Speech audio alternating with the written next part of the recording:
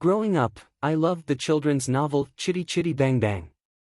So when the Hollywood film version came along, you'd better believe I was primed. Like the book, the movie was about a family with a father who builds a magical flying car. But any similarity ended there. The book's tone was cool and dry and deadpan irreverent. The author, after all, was Ian Fleming of James Bond fame, but the movie was a whacked piece of ersatz Disney musical kitsch. Fleming's debonair absurdist saga of gangsters and hair's-breadth escapes was replaced by a broad fairy tale featuring a kidnapper called the Child Catcher. Watching the movie, I kept wondering when the real story, the one I'd loved, would start. Somehow, it never did. What happened to it? By the time the movie was over, I had suffered the 9-year-old's once-upon-a-time equivalent of PTSD. There was a villain at work, of course, but I don't mean the Child Catcher. It was the executives at United Artists who were so eager to make a movie out of this book that they somehow decided the book wasn't good enough. They destroyed Fleming's funky kitty concoction in order to adapt it.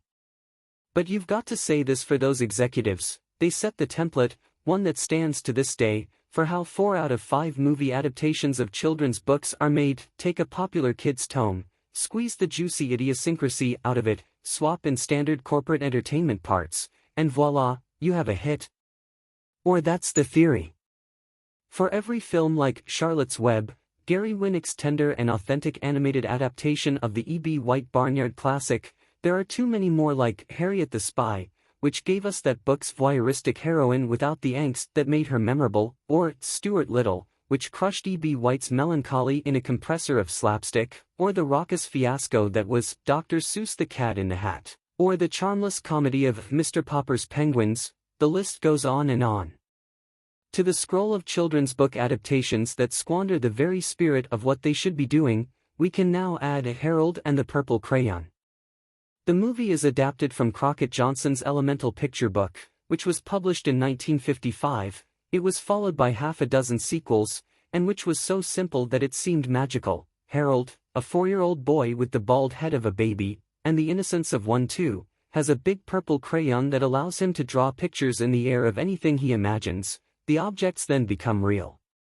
Harold, in his way, was the kiddie version of a visual effects artist, and the film adaptation of Harold is all about the effects. The title character, played by the grown-up prankster Zachary Levi, More on that in a moment, starts off as a cartoon figure living in a drawn world, kind of like the world of the books. But then, having been abandoned by his old man creator, he lands in the real world, and Harold and the Purple Crayon instantly converts to that quintessential formula, the fish-out-of-water comedy. It's also one of those movies in which a live-action universe becomes the backdrop for an animated character like Garfield or Sonic. Except that the character, in this case, is simply the drawings that Harold does. Over the course of the movie, he draws a spare tire, a 2-seater bike, pies and ice cream, skateboards and roller skates, a gleaming propeller plane, a giant lock and wrecking ball, to escape a prison, a griffin, and a spider fly with vicious teeth. Even young viewers of Harold and the Purple Crayon may feel they've seen versions of most of these effects before. For what made the book special wasn't just that Harold could draw anything. It was the wide-eyed feeling with which he did it. Harold, the movie replaces wide eyes with audience-tested conceits, starting with the fact that someone thought Zachary Levi's performance as a kid inside an adult superhero's body in the first Shazam would somehow make him perfect to play Harold. But where Levi's performance in Shazam was sly and understated, here, walking around in what looks like the world's weirdest Hawaiian shirt, he's all gawky, eager, italicized kid overacting. Harold has 2 animal sidekicks, both of whom appear in human form: Moose, played with antic glee by Lil Rel Howery, and Porcupine, who appears as a purple mohawked punk played by the fiery Tanya Reynolds, who someone should waste no time casting in a Sinead O'Connor biopic. The director, Carlos Saldana, a veteran of animation, Rio, the Ice Age films, stages the dramatic arcs in David Guyon and Michael Handelman's screenplay as if they were made of pasteboard. Harold and company befriend young Mel, Benjamin Bettany, and his widowed mother, Terry, Zoe Deschanel, in one of those hard-headed mom who's the only sane person in the room roles.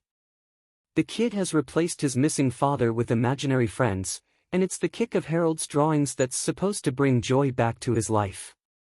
Then there is Harold's search for his mysterious old man, a tedious crusade that culminates, in a mildly touching way, with a visit to Crockett Johnson's home. There is also a bad guy librarian, Jermaine Clement, who has written a Tolkien knockoff fantasy novel called The Glaive of Gagaro, which no one can pronounce, and who wants to use the purple crayon to bring the book to life.